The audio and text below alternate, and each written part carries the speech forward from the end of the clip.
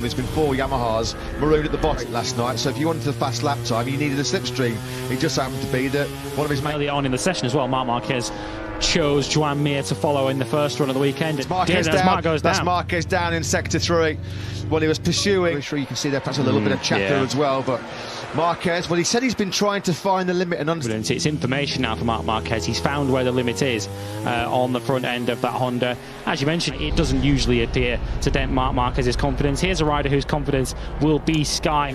Tight left-hander, and Paul Espargaro grateful for his knee there, otherwise he would have been joining Marc Marquez. Here last year, of course, in the hands of Pecco Bagnaia in race 1 and Jorge Martin in race 2. It was quite astonishing.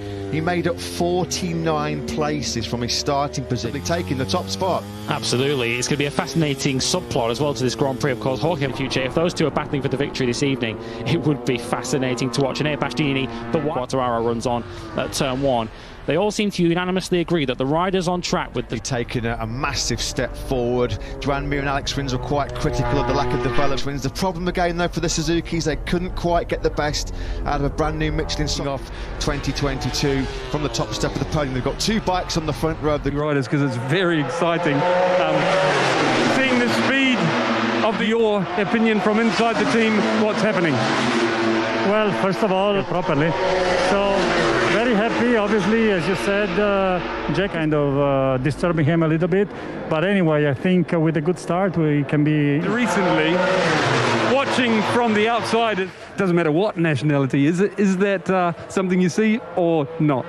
Confidence in his man, that a fully fit Marc Marquez, and with this vastly improved RC2 all weekend, not really something he's encountered in testing, so a bit of a late ball coming the way of the rookie. Marco Bezzecchi, he was just a couple of tenths away from actually getting himself into Q2 last night, which would have been an GP22. He said Friday was one of the hardest days of his whole career. So many negative business prospects going into that third round. I have, Matt, because well, everything came together at the right moment last night. It was some lap times on the tests, getting ready for here, but like we came out first practice already, so it was quite many sessions. We had some really good things, tenths of a second, so I feel we are on a very high level at the moment. And yeah, I mean, there could even be a much better lap, because when he was behind Maverick, he lost 1/10. I think both of them they felt a little bit better on the tests, because that's the only top 10 that KTM have ever had since they first joined the grid here back in 2017. So then, in pretty hot and sunny conditions here in Qatar, that on the front row of the grid, and his great start to the year continues, although we just heard there from GP21, GP22.